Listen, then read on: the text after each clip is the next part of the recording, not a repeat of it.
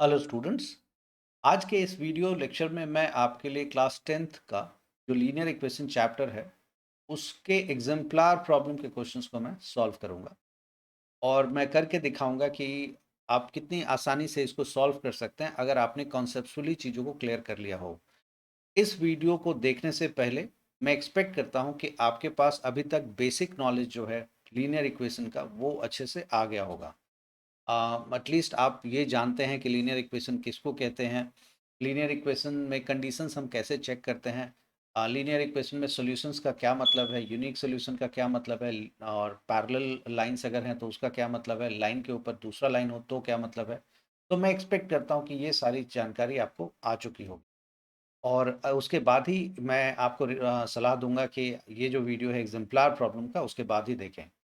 ये बुक आपके फंडामेंट्स के लिए बहुत ही अच्छा है और किसी भी तरह के कंपटीशन के लिए प्रिपरेटरी है ये। आपको प्रिपेयर करता है ये क्योंकि बहुत ही कॉन्सेप्चुअल सवाल हैं इसमें और आपको पूरी तरह से तैयार कर देगा ये किसी भी तरह के कंपटीशन देने के लिए। तो चलिए यही कहने के साथ हम लोग सबसे पहला सवाल आज सॉल्व करते हैं। बोला गया है कि graphically the pair of equations, ये जो एक पेयर ऑफ इक्वेशंस है ना, लीनियर इक्वेशन का एक पेयर है, ये क्या रिप्रेजेंट करता है। देखिए तीन तरह के ही सिचुएशंस होते हैं जब हम कॉपी पे लाइंस को ड्रॉ करते हैं, आप ड्रॉ करके देख सकते हैं। तो तीन ही सिचुएशन अराइज होगा। एक तो ये कि लाइन आपस में इंटरसेक्ट कर रहा होगा या नहीं, एक सिचुएशन तो ये है आपके पास। तो ये आप देखिए यहाँ पे कि लाइन इंटरसेक्ट कर रहा है कि नहीं, ये एक सिचुएशन अराइज होगा। दूसरा है कि लाइन कहीं पैरेलल तो नहीं है, तो ये दूसरा। और तीसरा, एक लाइन के ऊपर दूसरा लाइन तो नहीं है, ये तीसरा। तीन ही तरह से आप लाइन को ड्रॉ कर सकते हैं कॉपी के ऊपर, और किसी तरीके से ड्रॉ कर ही नहीं सकते आप। हाँ, ये हो सकता है कि इंटरसेक्शन यहाँ की जगह आप कहीं एकदम बहुत दूर जा करके दिखाइए, एकदम ऐसा करके कहीं ऊपर जाके दिख रहा होगा, वो अलग बात है, बट कर तो रहा ही है ना इंटरसेक्ट। इंटरसेक्ट सेक्शन एक के ऊपर दूसरा 90 डिग्री के फॉर्म में हो, वो हमारे लिए इंपॉर्टेंट नहीं है। हम बात कर रहे हैं इंटरसेक्ट कर रहा है कि नहीं कर रहा है। तो अगर इंटरसेक्ट नहीं कर रहा है तो एक सिचुएशन है कि वो पैरेलल होगा। अगर थोड़ा सा भी लाइन टर्न हो गया, हल्का सा भी टर्न हो गया, 1 डिग्री भी टर्न हो जाएगा, तो वो हो सकता है कि आगे 5 मीटर के बाद जाके लाइन आपस में इंटरसेक्ट कर जाए, 5 किलोमीटर के बाद करे, बट करेगा जरूर, इसकी गारंटी है। तो अब अगर इसका ग्राफ बना के हम चेक करने की कोशिश करेंगे तो बहुत ज़्यादा हमारा समय जाएगा। तो इसको हम अल्जेब्रिकली सॉल्व करेंगे। एग्जाम में भी आपको अल्जेब्रिकली ही करना है, इस तरह के सवालों को अल्जेब्रिकली आपको सॉल्व करना है। तो चलिए हम लोग अल्जेब्रिकली सॉल्व करते हैं। उसमें ये कंडीशन हमें चेक करना पड़ता है, तीनों में से कुछ भी हो। मैनी सोल्यूशन के लिए भी यही हमें निकालना होगा, नो सोल्यूशन के लिए भी यही निकालना पड़ेगा, और यूनिक के लिए भी यही निकालना पड़ेगा। तो हम निकाल के देखते हैं। a1/a2 मतलब x का कोफिशिएंट विच इज 6/2। अक्सर गलती होती है, ये ध्यान में रखिएगा कि जो क्वेश्चन है उसमें ना y वाला टर्म पहले लिख देगा, x वाला बाद में लिख देगा, और ऊपर में x वाला पहले बाद। हम जल्दीबाजी के चक्कर में ये भूल जाते हैं कि एक्स एक्स एक साथ होना चाहिए, मतलब एक लाइन में होना चाहिए, वाई वाई एक लाइन में, और कांस्टेंट दोनों या तो राइट साइड में हो या तो दो के दोनों लेफ्ट साइड में हो। ऐसा ना हो कि एक राइट में हो और एक लेफ्ट में हो, मतलब एक इक्वल टू के उधर हो और एक इक्वल टू के इधर हो। अगर ऐसा होगा तो आपका रेशियो गलत आ सकता है, आ सकता नहीं, आएगा। आपको सारे कॉन्स्टेंट्स को एक तरफ कर लेने हैं और तभी ये जो मैं कर रहा हूँ आपको करना है। तो 6/2, ये मैंने x का कोफिशिएंट ले लिया, y का कोफिशिएंट -3/-1, x का कोफिशिएंट -1 है, सॉरी y का कोफिशिएंट, और साइन के साथ लेना है, ये इंपॉर्टेंट है। और तीसरा है 10/9। तो आप देखें यहाँ पे कि 2 3 जा 6, तो आप देख सकते हैं कि ये दोनों इक्वल है, ये और ये आपस में इक्वल है। कैसे? क्योंकि 3/1 आ रहा है ये, और ये भी 3/1 आ रहा है, ये तो इक्वल है। और इज नॉट इक्वल्स टू 10/9। 10/9 आप ये इन दोनों के बराबर नहीं है, क्योंकि 9 3 या 27 होता है, तो यहाँ तो 10 है। तो बिल्कुल भी ये हम देख सकते हैं कि ये दोनों तो बराबर है, बट तीसरा वाला बराबर नहीं है। तो ऐसा कोई भी कंडीशन जिसमें a1/a2 equals to b1/b2 is not equals to c1/c2 होता है, तो ऐसे सोल्यूशन को इस तरह कभी भी सिचुएशन अराइज होता है तो हम इक्वेशन को देख करके ये समझ जाएंगे कि दरअसल में इससे जो लाइन बनेगा, इससे जो लाइन बनेगा वो पैरेलल लाइन बनेगा, ऐसा लाइन बनेगा। आप बना के चेक कर सकते हैं कि लाइन जो इससे बनेगा वो पैरेलल लाइन बनेगा।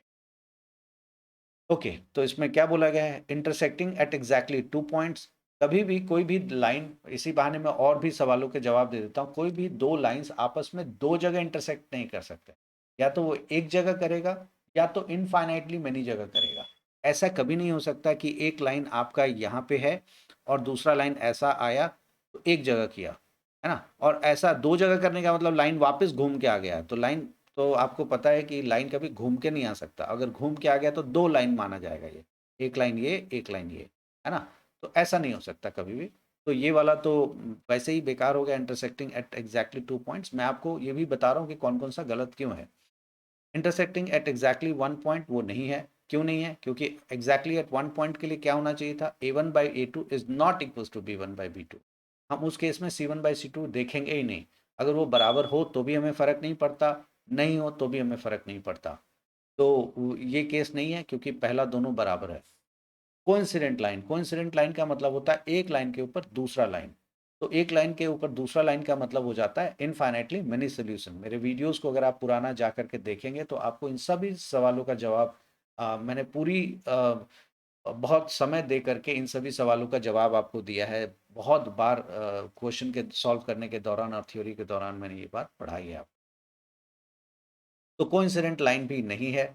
और तो इसमें रह जाता है पैरेलल लाइन। पैरेलल लाइन को नो सॉल्यूशन कहते हैं, तो ये पैरेलल लाइन आंसर सही है। ओके, नेक्स्ट क्वेश्चन की तरफ आते हैं।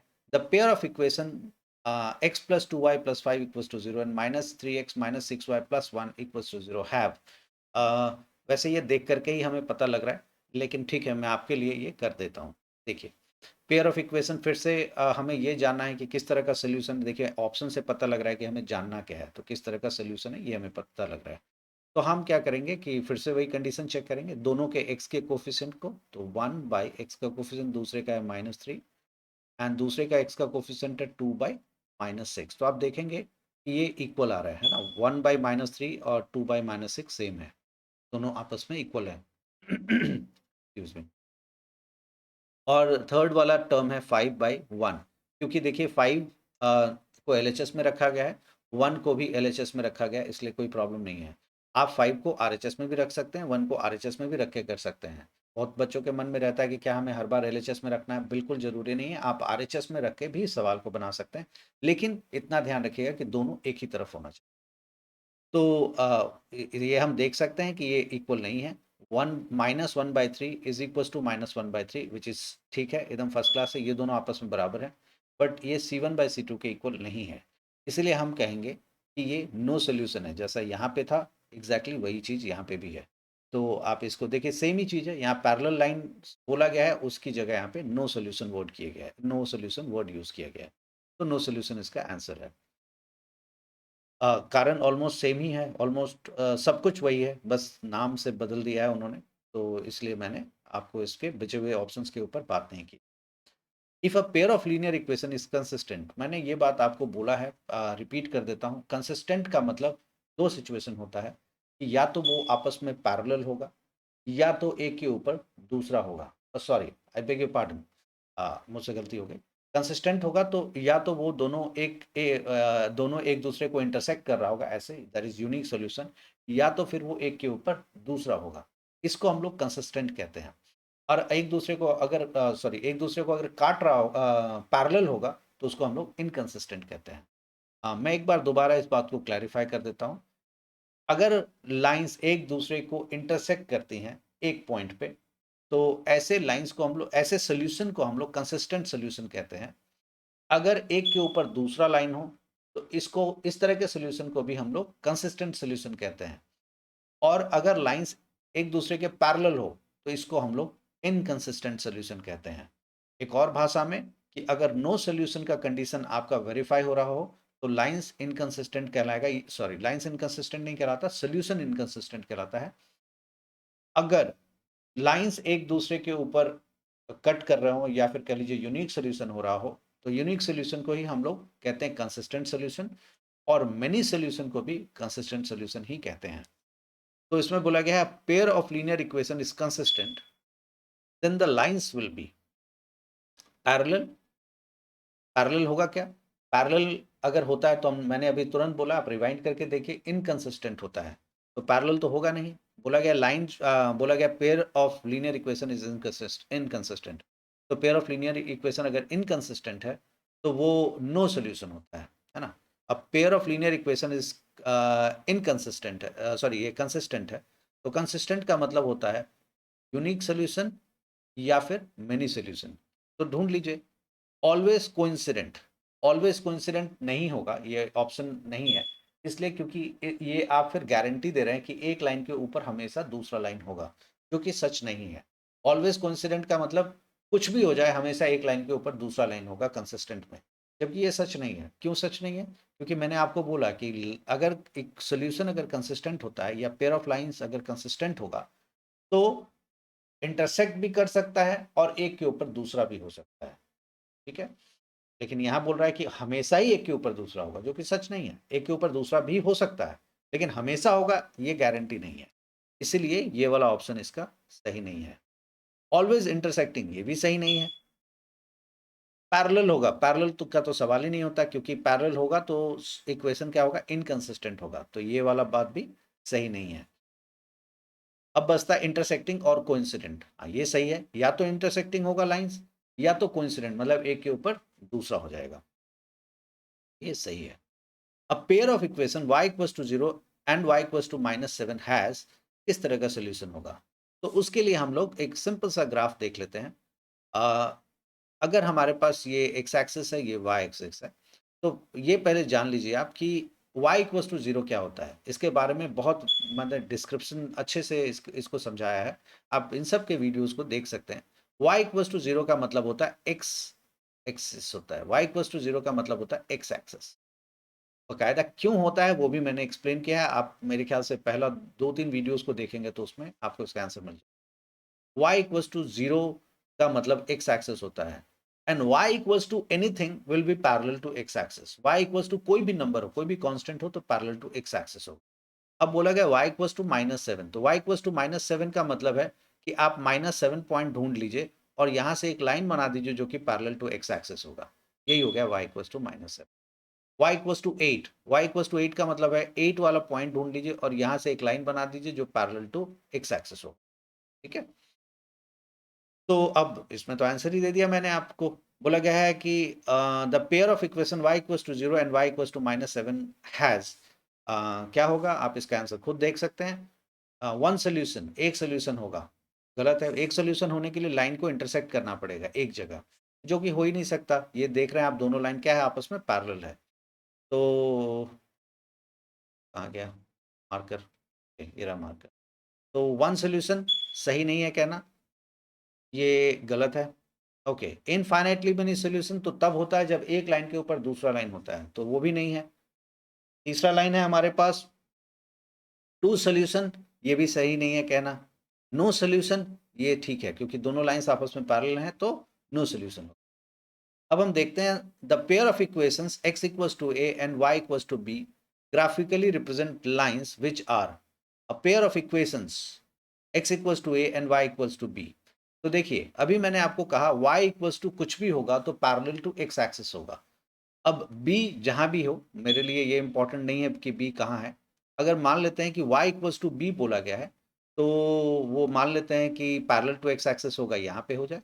अब आपके मन में आ रहा हो कि यहाँ क्यों, नीचे क्यों नहीं हो सकता, आप कहीं भी बना लीजिए।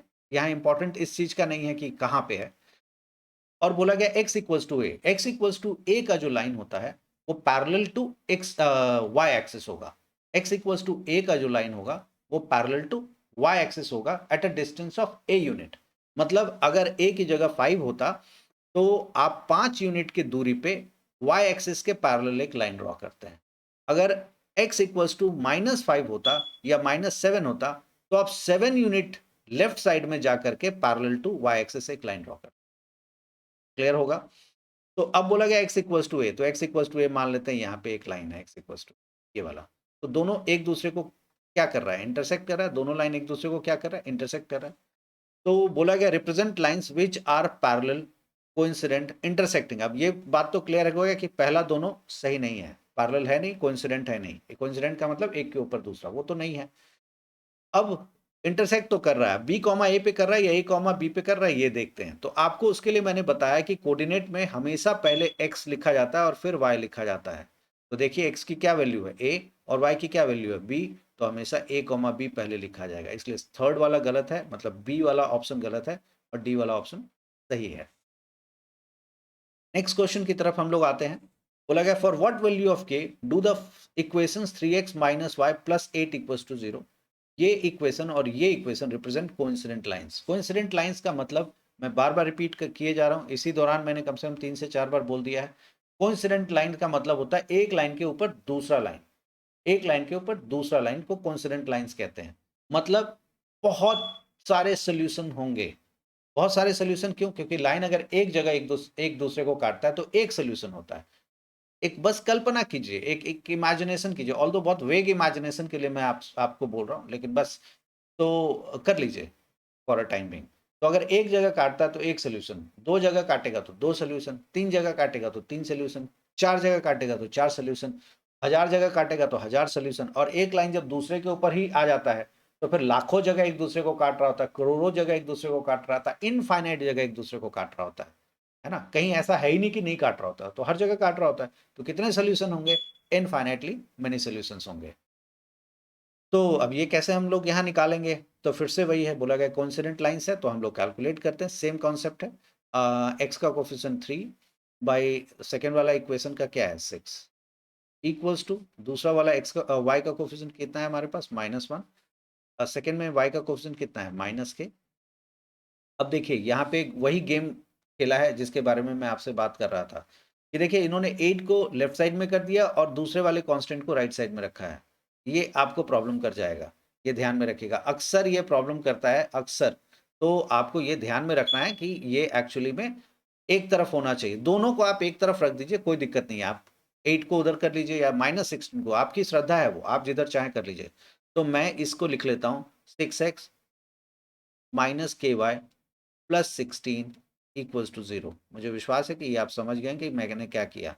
-16 को उठा के उधर राइट साइड में कर लिया, +16 क्यों किया? क्योंकि अभी मैंने आपको रीजन बताया है बहुत बार। ओके, तो अब यहाँ पे 8 है और दूसरी तरफ 16 है। तो अब बोला गया हमें के की वैल्यू चाहिए। तो आप के की वैल्यू, के क्योंकि बीच में है तो आपको लग रहा होगा कि यार के को हम किससे इक्वेट करें, इससे करें या इससे करें। आपकी श्रद्धा है, आप जिससे चाहिए कर लीजिए, के की वैल्यू मिल जाएगी। दोनों से करना है, आप दोनों से कर लीजिए। चलिए मैं दोनों से आपको करके दिखा देता हूँ। एक बार इसको सॉल्व करते हैं। तो 3/6 को लिखेंगे 1/2 is equal to -1 by, minus minus cancel हो जाएगा, सॉरी के रह गया, क्रॉस मल्टीप्लाई कर देता हूँ तो दिस इम्प्लाइज के इक्वल टू 2। तो के की वैल्यू कितनी आ गई? 2। अगर आप इससे इक्वेट करेंगे तो 8 2 जा 16, 8 1 2, तो सेम ही वैल्यू आएगा ना। देखिए यहाँ पे भी 1/2 ही था और यहाँ पे भी 1/2 ही है, तो ऑफकोर्स इससे भी वही वैल्यू आएगी। तो के की वैल्यू 2 आ गई। मतलब ये है कि अगर मैं के की जगह 2 डाल दूंगा तो आप देखेंगे कि दोनों जो लाइंस हैं उससे दोनों जो इक्वेशन है ग्राफ का, या कह लीजिए दोनों जो इक्वेशन है लीनियर इक्वेशन, उससे जब हम ग्राफ बनाएंगे तो एक लाइन के ऊपर दूसरा लाइन आएगा। तो आप के की जगह अगर आप यहाँ पे 2 प्लग कर दें तो आप देखिए यहाँ 2 रख देंगे तो क्या आ जाएगा 1/2 1/2 1/2। इसलिए के की वैल्यू 2 इसका इस सवाल का जवाब इसका के इक्वल टू 2 होगा। मुझे उम्मीद है ये सारे सवाल आपको समझ में आ गए होंगे। नेक्स्ट क्वेश्चन, ये क्वेश्चन वैसे हो सकता है आपको बहुत इजी लगे, लेकिन ये क्वेश्चन जो है आपको आपके बेसिक्स को दोबारा लाइन पे लाने के लिए बहुत अच्छा सवाल है ये सारा। मतलब आपको तुरंत रिकॉल करवा देता है कि किस में क्या करना है, और जो मैं कोशिश कर रहा हूँ कि सभी आंसर को डिस्कस कर दूँ जहाँ ज़रूरत है। इससे क्या होगा कि आपको ये भी पता लगेगा कि ये आंसर क्यों नहीं है। अब इसमें क्वेश्चन नंबर 7 देखते हैं। If the lines given by this and this are parallel, अगर लाइंस इन दोनों इक्वेशन से जो बन रहा है वो एक दूसरे के पैरेलल है। तो अभी पीछे मैंने बहुत सारे सवालों में डिस्कस किया कि लाइंस अगर पैरेलल है तो ये तभी हो सकता है जब नो लाइंस अगर पैरेलल होता है, इसी को हम लोग नो सोल्यूशन कहते हैं। नो सोल्यूशन मतलब एक दूसरे को कहीं काटता ही नहीं है। जस्ट मैंने इससे पिछले वाले क्वेश्चन में बोला था कि अगर एक जगह काटता है तो एक सोल्यूशन, अब एक भी जगह नहीं काटेगा तो एक भी सोल्यूशन नहीं, मतलब नो सोल्यूशन। ठीक है, तो बोला गया कि लाइंस पैरेलल है, आपको के की वैल्यू बतानी है। तो वही कंडीशन फिर से हम उसी तरह के कंडीशंस को लगाएंगे। a1/a2 equals to b1/b2 is not equals to c1/c2। इससे जुड़ा हुआ वीडियो जो है चेकिंग कंडीशंस या कंडीशन चेकिंग के नाम से मैंने वीडियो बना के डाला हुआ, आप देख सकते हो। उसमें काफ़ी सारे सवाल मैंने सॉल्व किए हैं और सबको इंटरप्रेट भी किया है। Excuse me. तो ये कंडीशन होता है नो सोल्यूशन का। तो अब हम लोग सॉल्व करते हैं। 3/2 इक्वल्स टू, ये देखिए y का कोफिशिएंट यहाँ 2k है, तो आप घबराइए मत, 2k ही पूरा लिखेंगे आप, अपनी मर्जी से सिर्फ 2 नहीं लिखेंगे। और यहाँ y का कोफिशिएंट 5 है, इज नॉट इक्वल्स टू, अब देखिए यहाँ पे राइट साइड में ही सारे के सारे कांस्टेंट हैं, तो 2, और यहाँ पे राइट साइड में 1 को हम राइट में करेंगे तो ये हो जाएगा 2x plus 5y minus equals to -1, तो ये रहा -1। अब आपको k की वैल्यू बतानी है कि क्या होगी, तो हम then the value of k is, k की वैल्यू क्या होगी जिसके लिए ऐसा सिचुएशन आएगा। तो देखते हैं, रख के इसको सॉल्व करते हैं और फिर इसको भी मैं करके दिखाता हूं और इंटरप्रेट करूंगा कि क्या इसके दोनों के क्या मतलब होते हैं। तो अगर इसको सॉल्व करेंगे तो देखिए 3/2 इक्वल्स टू 2k/5, तो k इक्वल्स टू 5 3 जा, चलिए मैं सॉल्व कर लेता हूँ। 2k equals to 4k, in fact 2 × 2 is 4k equals to 15। तो आपको k की वैल्यू मिल गई 15/4, k की वैल्यू होगी 15/4। ओके, और k की वैल्यू कौन सी नहीं होगी वो भी देख लेते हैं। इसको हम सॉल्व करेंगे तो 2k equals to 2k/5 equals to 2/-1। तो आप देख सकते हैं 2 से 2 कैंसिल हो गया, तो k is not equals to -5। बोला गया k की वैल्यू जो है ना -5 नहीं होनी चाहिए और k की वैल्यू 15/4 होनी चाहिए। तो मैं अभी इसका मतलब मुझे ना समझ में ढंग से नहीं आ रहा है, मैं चाहता हूँ कि मैं एक बार रख लूँ।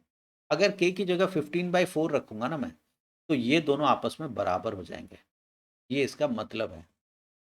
और k की जगह अगर मैं -5 नहीं रखूंगा, k की जगह मुझे -5 नहीं रखना चाहिए, तो देखते हैं कि इन इन दोनों को रख हम उल्टा करके देखते हैं कि k की जगह 15/4 जो बोला गया पहले एक बार रख के देखते सच में दोनों बराबर आता है कि नहीं आता है।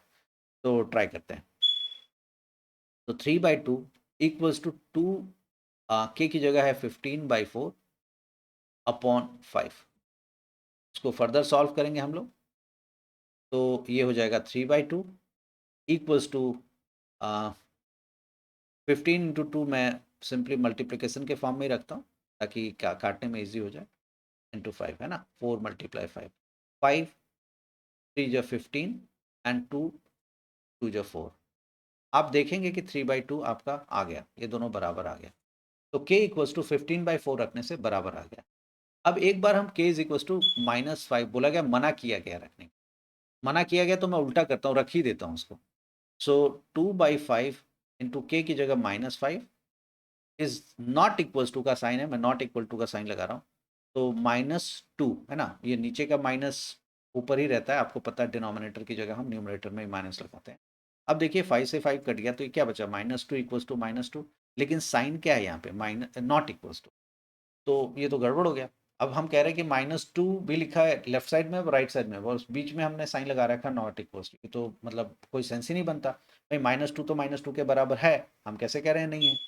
तो ये गलत इसलिए हो रहा है क्योंकि हमने भी तो जबरदस्ती की है ना, उसने बोला है कि k की जगह आप -5 मत रखिए, मत रखिए, मैंने जबरदस्ती किया, रख दिया है। बोला है k की जगह अगर आप -5 नहीं रखेंगे तब तो ठीक है, लेकिन अगर आप -5 रख देंगे तब दोनों इक्वल हो गया, आपके सामने इक्वल हो गया। लेकिन क्या मुझे इक्वल करना है इसको, क्योंकि इक्वल करूंगा तो क्या हो जाएगा, कोइंसिडेंट लाइंस हो जाएंगे, मतलब मेनी सोल्यूशन। अगर मैं इसको इससे बराबर कर दूं, इसको भी इससे बराबर कर दूं, तो मैं क्या हो जाएगा, कोइंसिडेंट लाइंस हो जाएगा।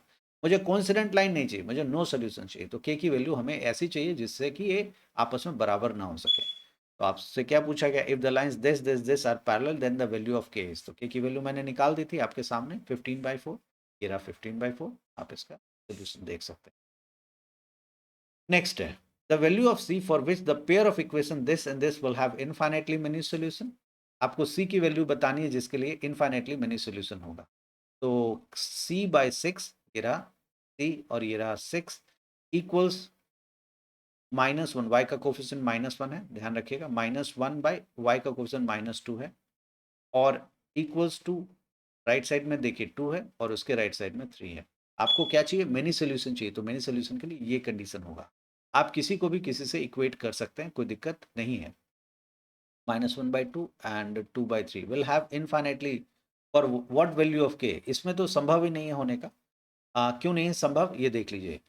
अक्सर अच्छा ये प्रॉब्लम आती है कि जब कभी भी हम लोग मल्टीपल चॉइस क्वेश्चन में देख रहे होते हैं तो आपके दिमाग में चल रहा होता है कि इसमें लिखा है कि किसी की वो वैल्यू बताओ जिससे कि मिनी सॉल्यूशन आ जाए, और हम ज़बरदस्ती फिर बनाने के चक्कर में लग जाते हैं। हम ऑप्शंस पे ध्यान ही नहीं देते।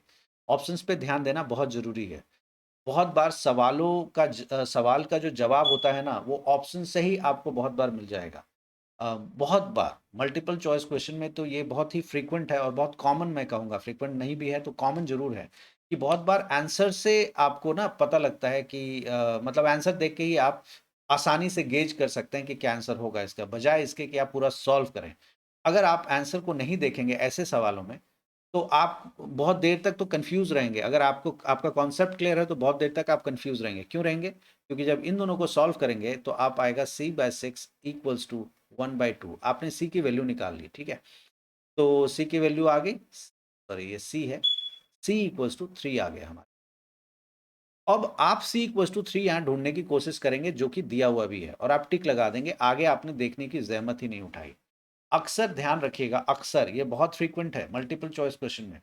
मल्टीपल चॉइस क्वेश्चन में अक्सर आप देखेंगे कि जो आंसर गलत आने के चांसेस हैं, जो बच्चा अक्सर निकालता है गलत, वो ज़रूर दिया रहता है। वो ज़रूर दिया रहता है। वो इसलिए दिया रहता है कि बच्चा जैसे ही ये गलत निकाले, तो उसका ध्यान आगे की तरफ जाए ही नहीं और वो उसको टिक कर दे। एक तो ये। दूसरा ये रहता है कि एग्ज़ामिनर ये जानना चाहता है कि आप सवाल को ढंग से पढ़ रहे हैं कि नहीं पढ़ रहे हैं? और पढ़ रहे हैं, तो उसको अच्छे से इंटरप्रेट, कॉम्प्रिहेंड कर रहे हैं कि नहीं कर रहे हैं? अगर आप कर रहे हैं, तब तो आप सवाल को ठीक-ठाक कर लीजिएगा। नहीं भी कीजिएगा, तो एटलीस्ट आप गलत करने की संभावना बहुत कम है। लेकिन अगर आप आधा पढ़ के सवाल को बनाने की कोशिश कीजिएगा, कॉम्प्रिहेंड नहीं कीजिएगा, तो गलतियों के चांसेस बहुत ब्राइट हो जाते हैं। अब इसमें देखिए, इतना लेक्चर जो मैंने दिया, इसका क्या मतलब है? इसमें दरअसल में हम अगर c की वैल्यू निकालना चाहते हैं, तो हम फट से देखेंगे कि इन दोनों को इक्वल कर देते हैं। हमने ध्यान ही नहीं दिया कि यार ये c का वैल्यू कुछ भी हो जाएगा। ये 1/2 और 2/3 तो बराबर नहीं हो सकता, है ना? 1/2 का मतलब आधा, 2/3 का मतलब हो गया, आप कह लीजिए कि कितना कह सकते हैं इसको हम लोग, 66.66% ये हो गया, है ना? 3 टुकड़ों में से 2 टुकड़ा। तो आधा और 2/3 नंबर्स में भी देख सकते हैं। 1/2 क्या 2/3 के बराबर होता है? नहीं होता ना। तो अगर c की वैल्यू हम निकाल भी ले कोई, जो कि इन दोनों को बराबर कर देगा, या फिर इन दोनों को बराबर, कोई एक को ही करेगा, वो सबको बराबर नहीं करेगा, तो तीसरा वाला तो इक्वल नहीं हुआ। लेकिन हमें अगर कोइंसिडेंट लाइन चाहिए या फिर मेनी सॉल्यूशन चाहिए, तो तीनों बराबर चाहिए। लेकिन वो तो आएगा ही नहीं कभी भी, क्योंकि ये दोनों आपस में इक्वल हो ही नहीं सकता कभी। 1/2 2/3 के बराबर कैसे हो सकता है? कभी नहीं हो सकता। इसका मतलब है c का वैल्यू आपको जो अच्छा लगता है रख लीजिए। आप दो को तो बराबर कर लीजिएगा, कोई भी दो, इन दोनों को या फिर पहले और तीसरे को, लेकिन तीनों को बराबर नहीं कर पाएंगे। तो इससे पता लगता है कि c का कोई भी वैल्यू जो है इसका आंसर नहीं दे पाएगा। तो आंसर है नो सोल्यूशन, नो वैल्यू। और मैंने आपको बताया कि अक्सर बच्चे इन दोनों को देख करके आंसर निकालेंगे और वो c का वैल्यू 3 फट से टिक मार के आ जाएंगे। बाद में पता लगेगा अरे 3 तो गलत था, ऐसे कैसे गलत हो गया? भाई गलत हो सकता है, इसमें घबराने की कोई बात नहीं है। चलिए देखिए, one equation of pair of dependent linear equation is this, the second equation can be। अब dependent linear equation हम कहते किसको हैं, ये हमारे लिए जानना बहुत ज़रूरी है। मैं एक्सपेक्ट करता हूँ कि आप लोग पेयर ऑफ लीनियर इक्वेशन के बारे में जब जानते हैं, तो डिपेंडेंसी के बारे में भी आप जानते होंगे कि डिपेंडेंसी हम लोग किसको कहते हैं। अगर आप ध्यान से सोचेंगे तो इसका जवाब आपको मिल जाएगा। क्या आप ऐसा सोच पाएंगे कि डिपेंडेंट इक्वेशन हम लोग किसको कहते हैं? देखिए, डिपेंडेंट इक्वेशन हम लोग उसको कहेंगे जब दो, मतलब एक पेयर ऑफ लीनियर इक्वेशन या फिर कह लीजिए दो इक्वेशन के जो एक्स और वाई के जो कोफिशिएंट्स होते हैं और कांस्टेंट का जो रेशियो होता है, वो बराबर होता है। मतलब मेनी सॉल्यूशन, आसान भाषा में बोलूं तो आपको जब मेनी सॉल्यूशन का कंडीशन होगा, तो ऐसे पेयर ऑफ इक्वेशन को हम लोग डिपेंडेंट इक्वेशंस के नाम से जानते हैं। मतलब अगर इन दोनों इक्वेशंस में, इस इक्वेशन में और और जो दूसरा इक्वेशन है, इन दोनों इक्वेशन में कंडीशन हमारा मेनी सॉल्यूशन का या कोइंसिडेंट लाइन वाला कंडीशन अगर फिट आएगा, तो ऐसे दो इक्वेशंस को हम लोग इस नाम से जानते हैं। किस नाम से? डिपेंडेंट इक्वेशन के नाम से जानते हैं। तो चलिए हम स्टार्ट करते हैं, इसको देखते हैं। हमारे पास -5 है, इसका डिवाइडेड बाय नीचे कुछ होना चाहिए, मुझे नहीं पता क्या होगा, देखते हैं। और इधर है 7, इसके नीचे भी कुछ ना कुछ होना चाहिए। और इधर है 2, और इधर भी कुछ ना कुछ होना चाहिए। ऐसा हो ताकि रेशियो जो है बराबर हो जाए। तो साफ दिख रहा है कि भाई माइनस तो नहीं रहेगा, क्योंकि माइनस रहेगा तो इसमें, या फिर यहाँ पे भी माइनस रखा जा सकता है। ये इक्वेशन से हम देखेंगे। चलिए हम देखते हैं यहाँ पे। देखिए 10, 14 और ये 4 नहीं चलेगा, 4 को हमें इधर लाना पड़ेगा। क्यों? क्योंकि ये वाला कांस्टेंट टर्म राइट साइड में है, तो 4 को अगर इधर ले आते तो -4। एक्स का कोफिशिएंट कितना है? 10। और यहाँ पे एक्स का कोफिशिएंट कितना था? -5। तो हम दोनों को लिख देते हैं नीचे। 7 बाई ये वाला कितना है? 14। यहीं पे काफ़ी है, आगे हमें देखने की ज़रूरत नहीं है। पूछिएगा क्यों? क्योंकि देखिए ये जो भी आएगा 1/2 ही आएगा, लेकिन माइनस में आएगा, और ये कितना है? 1/2 आएगा। तो आप जानते हैं -1/2 जो है 1/2 के बराबर तो नहीं होता। तो हम आगे देखने की ज़रूरत नहीं है मेरे लिए, ये ख़त्म। चलिए फिर से लिखते हैं। -5 बाई जो भी है equals to 7 by something equals to 2 by something के फॉर्म में हमारे पास वैल्यू होनी चाहिए, इक्वल होना चाहिए तीनों। तो सेकेंड इक्वेशन चेक करते हैं हम लोग। -10 -14 और इसको इधर कर लेंगे तो -4। ये भी सही नहीं होगा, चलिए देख लेते हैं। -10 -14 एंड ये उधर हो जाएगा तो -4। देखिए ये माइनस माइनस क्या हो गया? प्लस, और ये वाला टर्म माइनस में रहेगा, ये भी माइनस में रहेगा। इक्वल होने का सवाल ही खत्म हो जाता है। नंबर से इक्वल हो भी जाएगा, लेकिन नंबर से इक्वल होने से तो नहीं हुआ ना, साइन भी इक्वल होना चाहिए। तो मतलब दूसरी भाषा में कहूँ तो ये 1/2 आएगा और ये -1/2 आएगा। आगे मैं क्या देखूँ? यहीं पे क्लियर हो गया कि नहीं होगा ये? चलिए तीसरा देखते हैं। फिर से लिखता हूँ। -5 by dash equals to 7 by dash equals to 2 by dash खाली। ऑल्दो इसको हम रेशियो इक्वल्स टू के या 1/k लेकर के बना सकते हैं, लेकिन मैं वो उतना अभी मैं उस बारे में नहीं, एकदम सिंपल रख रहा हूँ कि आप कैसे देख करके ये कैसे प्लग करके आप सीख सकते हैं। तो थर्ड वाला है हमारे पास -10, मतलब एक्स का कोफिशिएंट देखिए -10 है, वाई का कोफिशिएंट हमारे पास 14 है, और तीसरा वाला हमारे पास अगर हम इसको इधर कर देंगे राइट साइड में, जो कि करना ही पड़ेगा। क्यों? क्योंकि ओरिजिनल इक्वेशन जो दे रखा है वो 2 है राइट साइड में, तो इधर भी हमें राइट साइड में करना पड़ेगा -4। ये भी इक्वल नहीं होगा, एकदम श्योर शॉट है, क्योंकि देखिए इसमें भी ये प्लस हो जाएगा और ये वाला भी प्लस है और ये तो माइनस में ही आएगा। तो ये दोनों बराबर भी है, ये भी बराबर है, लेकिन इसका नेगेटिव आएगा, है ना? आप देखेंगे ये 1/2 आ गया, ये भी 1/2 आ गया और ये आएगा -1/2, तो कोई सेंस ही नहीं बनता, इक्वल नहीं है। तो जाहिर सी बात है चौथा रह जाता है, यही ऑप्शन सही होगा, लेकिन मैं आपको रख के दिखा देता हूँ। -5/10 equals to 7 by -14 equals to -4/-4, है ना? देखिए सॉरी, ये कितना है? 2/-4, -4, 2/-4 +2 है, मैंने गलती से। देखिए -1/2 -1/2 -1 आ रहा है ना? दिस इज -1/2, सॉरी मेरी गलती है, and this is also -1/2 and this is also -1/2। तीन के तीनों -1/2 है। इससे पता लग रहा है कि ये वाला ऑप्शन सही है, तो ये डी ऑप्शन इसका करेक्ट होगा। बचा हुआ क्यों नहीं करेक्ट हुआ, ये मैंने आपको बता दिया। इंपॉर्टेंट था यहाँ पे डिपेंडेंट जो लीनियर इक्वेशन होता है उसका इक्वेशन कैसे होता है ये जानना जरूरी होता है। तो डिपेंडेंट का मतलब एक्चुअली में pair of linear equation condition satisfy करेंगे कोइंसिडेंट लाइंस का या फिर इनफाइनेटली मेनी सॉल्यूशन का, उसी को हम लोग डिपेंडेंट सॉल्यूशन के नाम से जानते हैं, डिपेंडेंट इक्वेशन के नाम से, not solution, sorry. A pair of linear equations which has a unique solution, बताया गया है कि एक पेयर ऑफ लीनियर इक्वेशन है जिसके ये यूनिक सोल्यूशन है x इक्वल्स टू 2 और y इक्वल्स टू -3। तो इसका तो मैं नहीं भी बताऊंगा तो आप कर सकते हैं।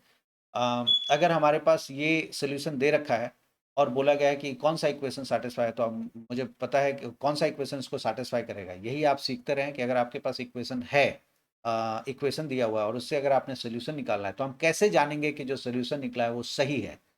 हम कैसे जानेंगे कि x इक्वल्स टू 2 और y इक्वल्स टू -3 जो किसी पेयर ऑफ लाइंस का सोल्यूशन होगा?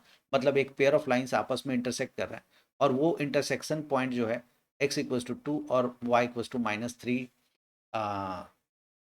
ये पॉइंट ऑफ इंटरसेक्शन है। हम कैसे जाने कि ये इस वाले लाइन के लिए भी सही है और इसके लिए भी सही है? तो उसका तरीका मैंने आपको बताया था कि हम क्या करेंगे, इस वाले इस पॉइंट को हम लोग दोनों इक्वेशन पे रख के चेक करेंगे, एक पे नहीं। एक पे रखने से बिल्कुल भी वैलिड नहीं है, क्योंकि एक पे रखने का मतलब हो जाता है कि हो सकता है कि ये वाला पॉइंट यहाँ हो, लेकिन जो पॉइंट यहाँ होगा वो इस लाइन पे कैसे होगा, है ना?